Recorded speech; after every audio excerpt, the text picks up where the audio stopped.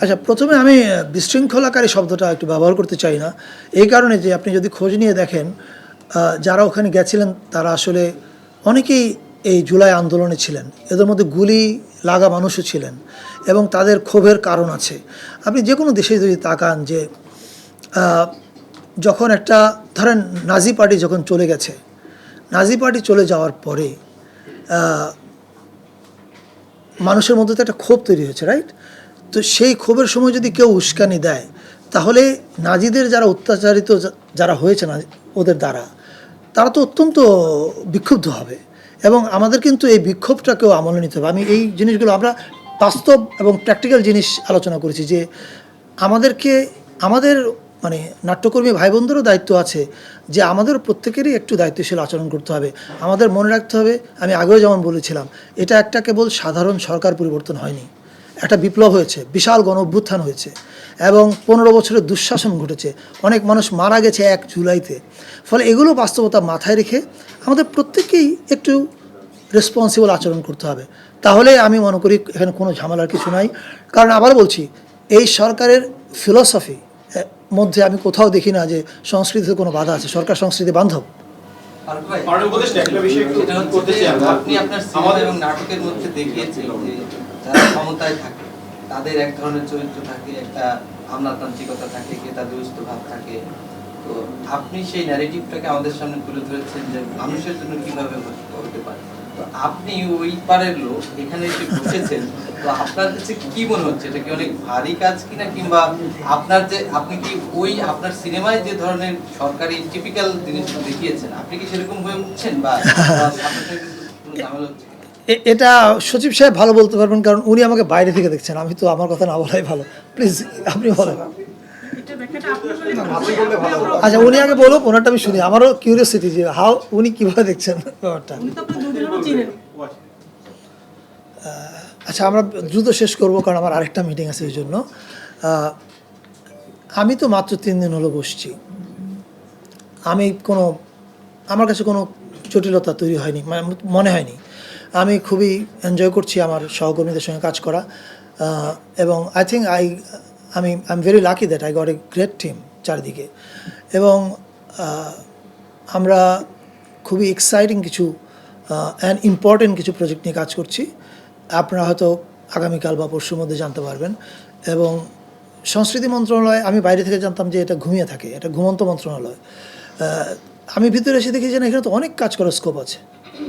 মানে আমি এখানে আসার পেছনে মূল কারণ কি? মূল কারণ হচ্ছে নতুন বাংলাদেশের কি ন্যারেটিভ আমরা নির্মাণ করব। এখন ন্যারেটিভ তো কথা দিয়ে নির্মাণ হবে না, ন্যারেটিভ নির্মাণ হবে ফিল্ম দিয়ে, থিয়েটার দিয়ে, গান দিয়ে, এসব দিয়ে। আমি কখনো দেখি নাই সংস্কৃতি মন্ত্রণালয়ের কাজ আমার চোখে ভিজিবলি পড়ে নেই। অনুষ্ঠান করতো খুব, কিন্তু এছাড়া আমি আর এই যে একটা ন্যারেটিভ চেঞ্জ করা, মানুষের মাথায় একটা নতুন গল্প তৈরি করা, এটা আমি খুব একটা দেখিনি। কিন্তু আমি এসে দেখলাম যে ব্যাপক স্কোপ আছে এবং আমাদের সচিব সাহেব এবং আমার টিমে যারা আছেন তারা প্রত্যেকেই আমি শুধু একটা কথা বলেছি যে এখন আমি আপনাদের আইন কানুনের ব্যাপারটা আপনারা দেখবেন, যাতে আমরা কেউ কোনোদিন আইনের বাইরে না যাই। এই আইনের মধ্যে থেকে আমি যে স্বপ্নগুলো দেখছি, এটা কীভাবে বাস্তবায়ন করা যায় আপনারা আমাকে বলেন। আই ক্যান অ্যাসিওর ইউ যে আমি আমার মন্ত্রণালয়ের প্রত্যেকের কাছ থেকে খুবই ভালো সমর্থন পাচ্ছি এবং তারা আমার কোনো স্বপ্নকে এখনও বলেনি যেটা হবে না। তারা বলছে yes, it is possible. So I don't say যে আমি আমলাতন্ত্রের কোনো জটিলতার মধ্যে পড়েছি। নো,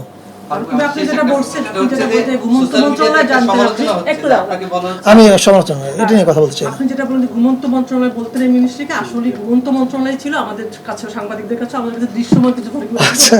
আপনি সংস্কৃতি অঙ্গনের মানুষ, এটাকে প্রায়োরিটি দিয়ে কিভাবে কাজ শুরু করবেন? কি আপনার প্রায়োরিটি দেশের মানুষের কাছে সংস্কৃতি অঙ্গনটাকে তুলে ধরার জন্য আরো বেশি? আমি যেটা বললাম, কালকের মধ্যে অথবা পরশুর মধ্যে আপনারা অনেক বড় কিছু জানতে পারবেন। এখন বললে তো আর কালকে কীভাবে বলবো? আমি তো আবার বললাম, প্রায়োরিটি হচ্ছে যে আমরা এমন একটা বাংলাদেশের ন্যারেটিভ তৈরি করতে চাই যে বাংলাদেশ বহু ধর্ম, বহু ভাষা, বহু জাতিগোষ্ঠী এক জায়গায় থাকে এবং আমাদের একটা সম্প্রীতির কথা বলে এবং আমাদের সম্পর্কে যে নানান উল্টাপাল্টা ন্যারেটিভ তৈরি করা হচ্ছে বাইরে, সেই ন্যারেটিভগুলো স্ট্রংলি কাউন্টার করা, এটা আমার কাজ। দ্বিতীয় একটা মেজর কাজ হচ্ছে গত 15 বছর মুক্তিযুদ্ধের চেতনার চাদরে ঢেকে কিভাবে দুঃশাসনকে জায়েজ করা হয়েছে, কিভাবে গুম খুনকে জায়েজ করা হয়েছে, ব্যাংক লুটকে জায়েজ করা হয়েছে। আপনি দেখেন এখন আর 10 কোটি টাকার কোনো খেলা নাই, দুর্নীতি সব 1000 কোটি থেকে শুরু হয়। সো এই গল্পগুলো মানুষের কাছে তুলে ধরতে হবে, শুধু বাংলাদেশ না, দেশের বাইরেও সবার কাছে। ফলে এই দুঃশাসনের ন্যারেটিভ যদি মানুষ জানে যে তারা কি করেছিল, এটাই তো জুলাইয়ের স্পিরিট। শহীদরা তো শহীদ হচ্ছে এই কারণে যে সবাইকে বলা যে এটা যেন আর না ঘটে, আর না ঘটে বলতে হলে আগে জানাতে হবে কি ঘটেছিল, আমরা সেটা জানাবো। একটা প্রশ্নকে নিবেন কাইন্ডলি, আপনি পাবলিশ করলে, কারণ আপনি খুবই সবার পরিচিত। আমার ওই ঘাড় লগে যদি এখানে ঘাড় করতে পারছেন আপনি এখানে আছেন। মানে প্রশ্নটা একটু এই জন্যই করছি কারণ আপনি তো সবার অনেক কাছের মানুষ, মানে যেহেতু আপনি চলচ্চিত্র, কিন্তু আমার তো কথা কম বলা উচিত। একটু জিজ্ঞেস করছি, আপনি প্লিজ অন্যভাবে দেখবেন না। আপনারা তিনজনে যেদিন শপথ নিলেন তারপর থেকেই আমি এই বিষয়ে কোনো এই বিষয়ে আমি কিছু বলতে চাই না। যা বলার আমি গতকাল আমার ফেসবুকে বলেছি, আমরা কাজ নিয়ে কথা বলি। আপনারা তো ফেসবুকের মানুষ, আপনারা তো গণমাধ্যম, অন্য কোনো প্রশ্ন আছে কি? সাংবাদিক আপনাকে পেয়ে আমি মানে আশায় বুক বেঁধেছি। আমার নাম কুমার সুশান্ত সরকার, এ কথা আপনার জানা দরকার। প্রতিযোগিতার মাঝে আমি অযোগ্যরাতে বাধা, অযোগ্য সার্টিফিকেট দেয় আমি নাকি গাধা। তো সেটাই এই কারণে বলছি, আপনি একজন আন্তর্জাতিক খ্যাতি সম্পন্ন ব্যক্তিত্ব, আমি পেয়েও আনন্দিত হয়েছি, বইও দিয়েছি। আমি বলতে চাচ্ছি বাংলা একাডেমির যে পুরস্কারগুলো দলীয়ভাবে দেওয়া হয়েছে, আমি কবি কুমার সুশান্ত সরকার করে নিই। সেটা বাংলা একাডেমির যে পুরস্কার দলীয়ভাবে দেওয়া হয় সেটা থেকে কি আচ্ছা যে বেরিয়ে আসা যায় কিনা? কারণ দল দাসরা এই পর্যন্ত পেয়েছে আমরা জানি। আমরা এই জন্য আপনার মতো একজন নিরপেক্ষ, ইচ্ছে নিরপেক্ষ ব্যক্তিত্ব, খ্যাতি সম্পন্ন ব্যক্তির কাছে আমি কবি হিসেবে এই প্রশ্নটা করি। আমাদের সরকারের আমলে এটা হওয়ার কোনো সুযোগ নেই। It's a no. সামনে বিজয়ের মাস, আপনারা নতুন একটা যেতে আসছেন, নিশ্চয়ই অনেক প্রিপারেশনের ব্যাপার আছে। বিজয়ের মাসের সংস্কৃতি মন্ত্রণালয়ের অনেক বড় কাজ থাকে। তা আপনারা কি সেই ভাবে কিভাবে যে নতুন ন্যারেটিভ কথা বলছেন বা নতুন নিয়ে বলছেন, নতুন ভাবে কোনো ভাবে এই বিজয়ের মাসকে নিয়ে 14 ডিসেম্বর আছে বুদ্ধিজীবী দিবস প্লাস 16 ডিসেম্বর, এইটাকে কিভাবে না, এটা তো আপনি বোঝেন মাত্র আমি 3 দিন হয়েছি। ফলে 14 তারিখ বা 16 তারিখের জন্য কন্টেন্ট তৈরি করা, সেটা থিয়েটার হোক, ফিল্ম হোক, আমার মানে কি বলে অনুপ্রেরণায় এটা একটু কঠিন। মাত্র 1 মাস সময় আছে। এই বিজয় দিবস মানে যে রুটিন মাফিক, ওই রুটিন মাফিকই হয়তো চলবে। আমরা যে পরিকল্পনাগুলো এখন করছি, যেগুলো হয়তো আমরা আপনাদেরকে কালকে বা পরশু জানাবো, ওগুলোর রিফ্লেকশন আপনার দেখতে শুরু করতে একটু সময় দিতে হবে, কারণ এগুলো সব বানাতে অনেক সময় লাগে। কিন্তু আমি এটুকু বলতে পারি, আমরা we are working on some exciting projects. অনেকগুলো এক্সাইটিং প্রজেক্টের কথা শুনবেন, যেটা আমাদের সাংস্কৃতিক জগতে একটা বড় পরিবর্তন তৈরি করবে বলে আমরা বিশ্বাস করি। জুলাইয়ের স্পিরিটটা আপনারা দেখতে পাবেন যে কীভাবে রিফ্লেক্টেড হচ্ছে সেখানে। কিন্তু আমরা যখনই আমাদের এই কী বলে নতুন কাজের পরিকল্পনা করছি, পাশাপাশি আমাদের মানে দৈনন্দিন কাজের মধ্যে কিছু ট্রাবল শুটিংও আছে। আপনারা জানেন যে বাংলাদেশের থিয়েটারের একটা দীর্ঘ ঐতিহ্য ছিল। আবার এটাও জানেন গত 16 বছর থিয়েটারের এক ধরনের, আমি দর্শক হিসেবে, মন্ত্রী হিসেবে না, দর্শক হিসেবে আমি দেখেছি যে এক ধরনের একটা জায়গায় আবদ্ধ আছে। এর কারণ আপনারা জানেন যে শিল্পী যদি স্বাধীনভাবে কথা বলতে না পারে, তখন কিন্তু শিল্পী যদি চিন্তা করে যে সরকারের সমালোচনা করব না, তাহলে ও সাবজেক্ট খুঁজে পায় না। আমার ধারণা এরকম কোনো কারণ হয়তো থিয়েটারের স্ট্যাগন্যান্স আসছে, আমি জানি না।